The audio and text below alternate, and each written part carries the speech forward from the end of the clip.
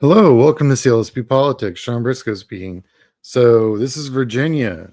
We're looking at the Virginia primary in 2026. This is going to be an interesting one. I also just finished California, which I'll be putting together as I get more data in. But I think 5 seats in California was an underestimate as far as what the Democrats will pick up. But let's look at Virginia first. Let's keep it real. Here we go.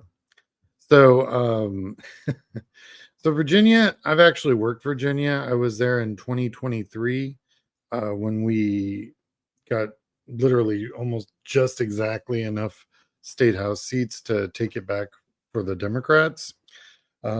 Needless to say, this year they took 11 more seats, and we're going to talk about what that kind of voter turnout looks like looking at the congressional districts in 2026, which seats we think probably are going to be picked up and which ones aren't.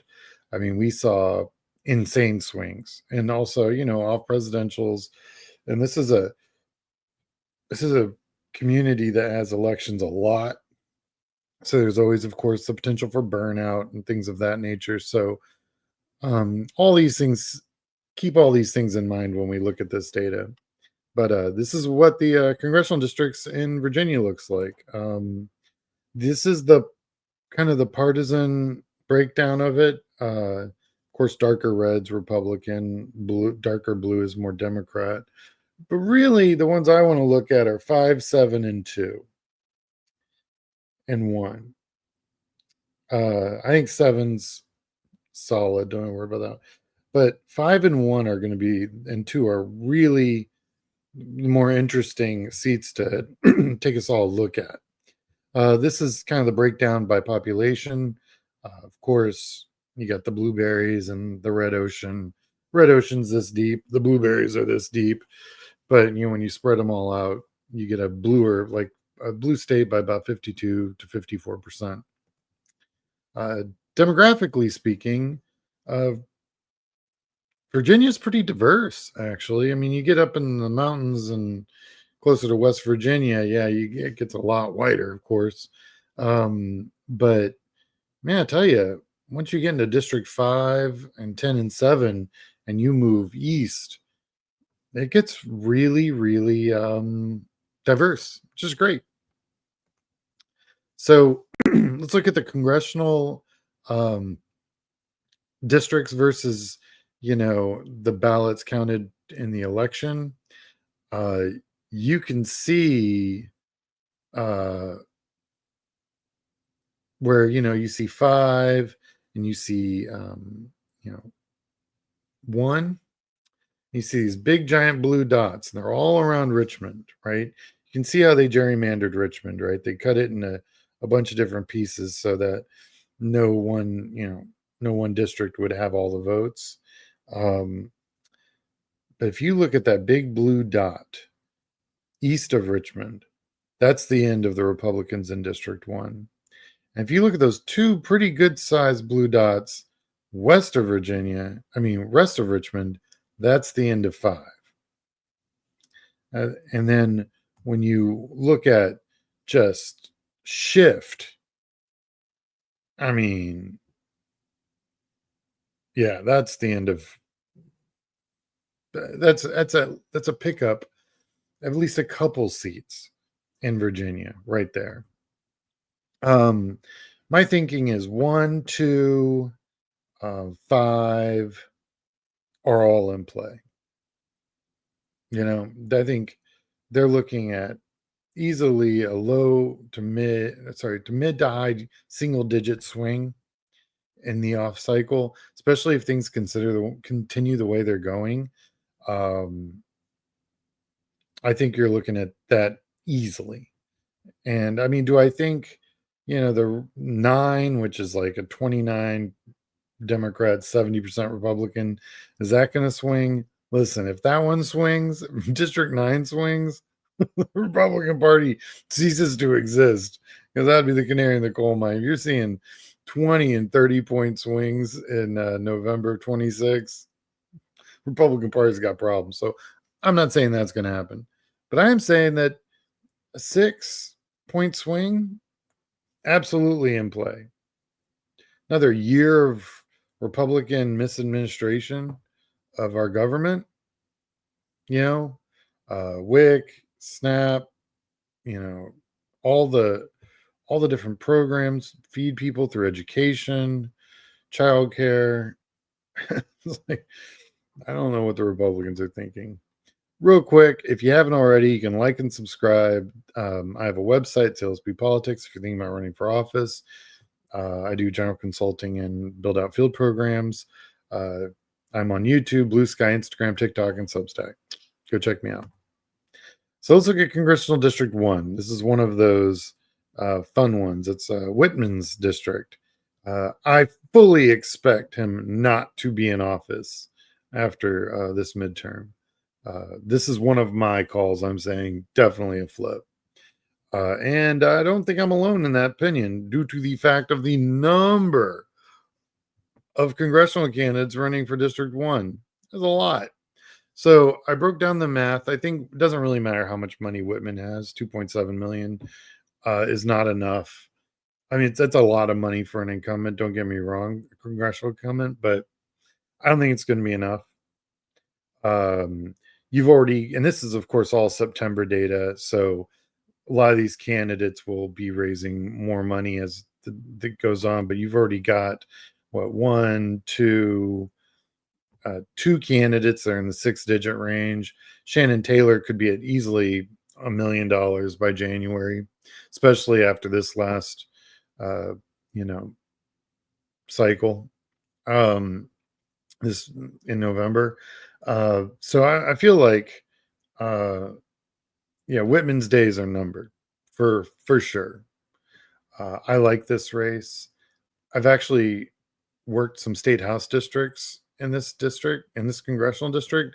There's a lot of good canvassing in Virginia, lots of good neighborhoods.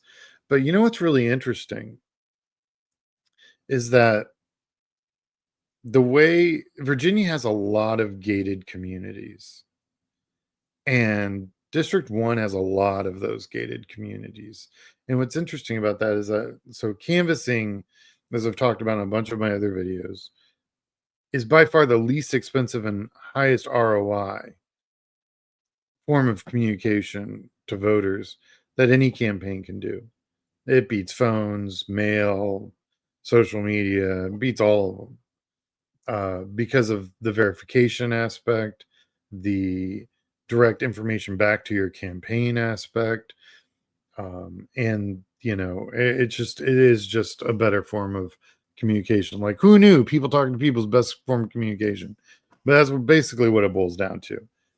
And Virginia's got a lot of gated communities, and if a district doesn't flip, if any of these ones I'm going to call don't flip, 1 in 5 specifically, it's because of that.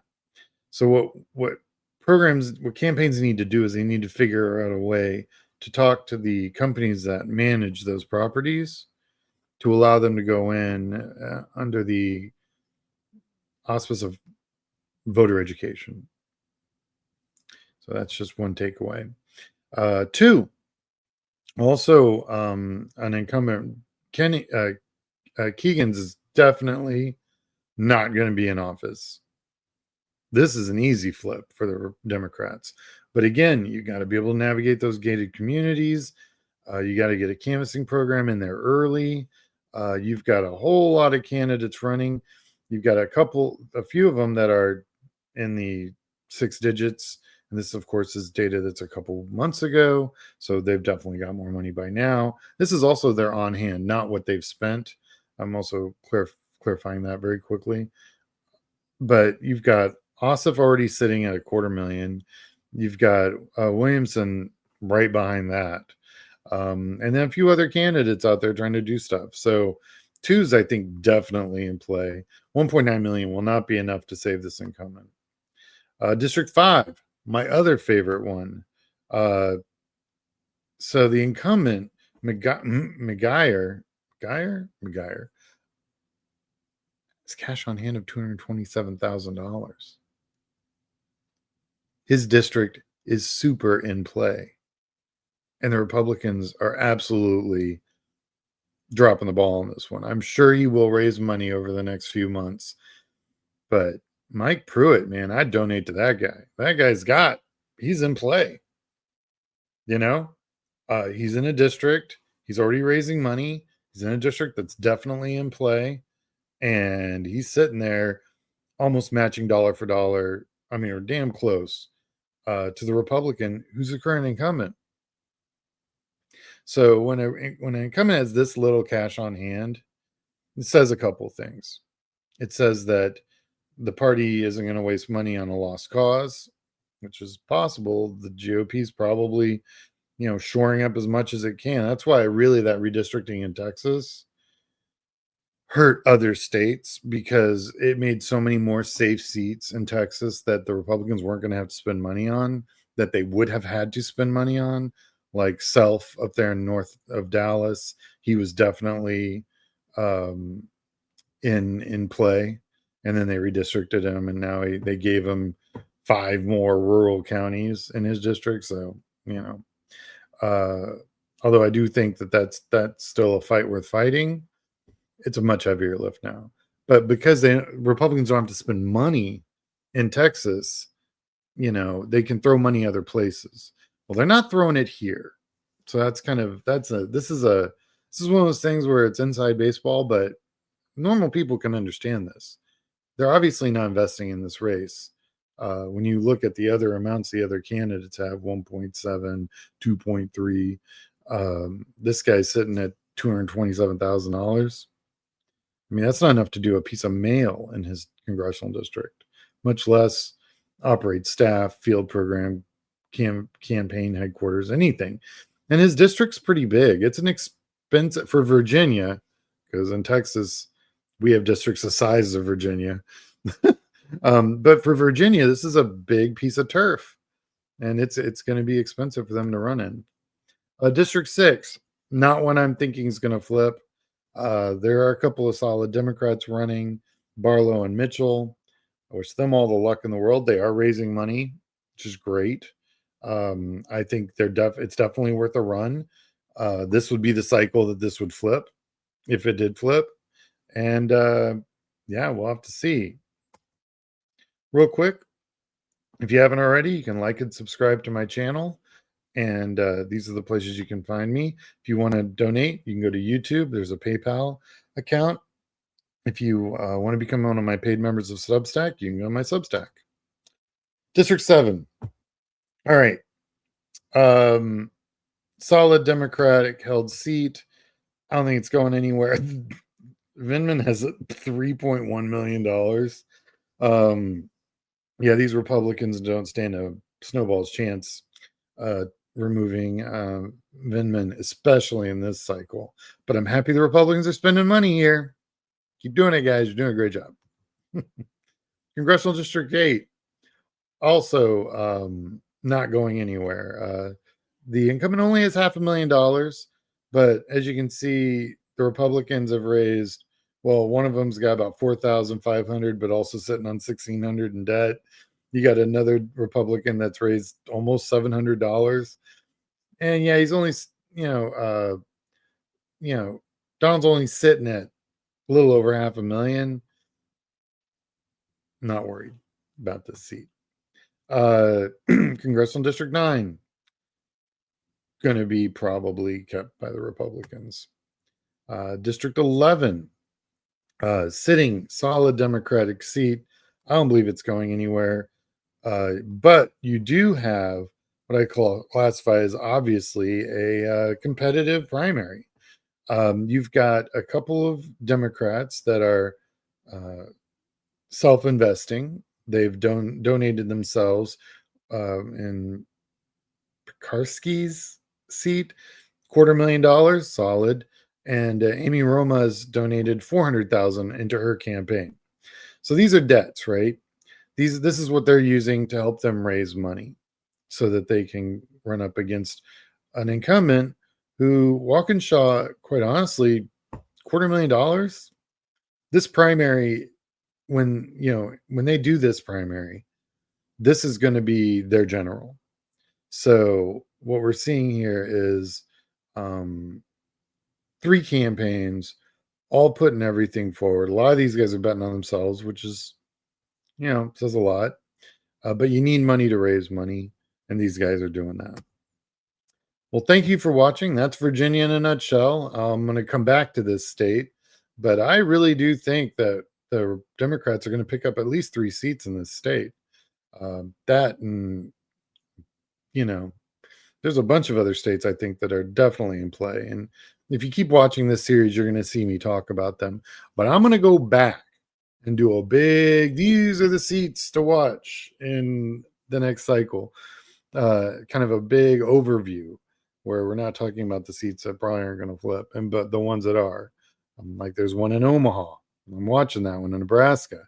No one's paying attention to Nebraska. I'm telling you, there's a seat in Nebraska that's going to flip. There's 2 in Wisconsin. I mean, we've got seats out there.